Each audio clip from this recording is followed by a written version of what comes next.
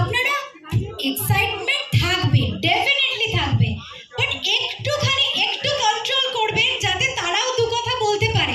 কারণ অনেক সময় কি আমরা এত চিৎকার করতে থাকি যে তাদের কথা বলার সুযোগ পায় না তারা।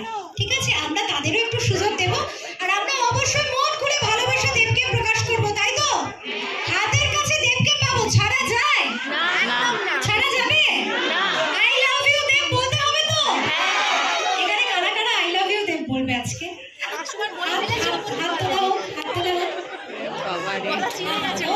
যারা বয়ফ্রেন্ডের সাথে বা হাজবেন্ডের সাথে এসছে, ওমা ওখানে ছেলেরাও বলছে, হাত তুলে।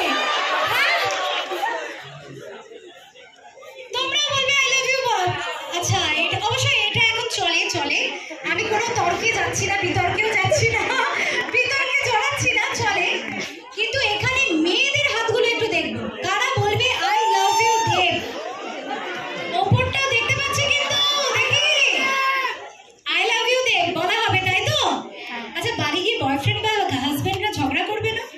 তারাও জানে, বুঝে গেছে।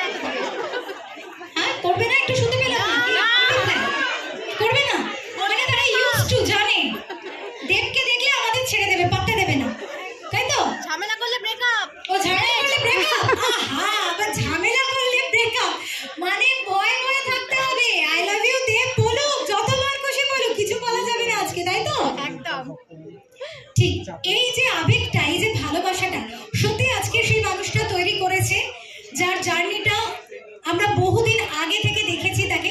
অবশ্য একটা জিনিস আমি বলবো, যেটা আমি নিজেও আমার বাড়িতেও দেখেছি, এবং আশা করি এখানে হয়তো অনেকের বাড়িতে এটা আছে, ছোট ছোট বাচ্চাগুলো, মানে আমরা আমাদের কথা বাদ দিয়ে ছোট ছোট বাচ্চাগুলো দেব ভক্ত, দেব করে না বাড়িতে? ঠিক, স্ক্রিনে দেখলেই দেব, এবং সেটা কিন্তু শুধুমাত্র এখন নয়, খাদানের জন্য না, দেব মানে একটা ক্রেজ, রাইট? দেবের নামটাই কাফি, তাই তো? একবার জোরে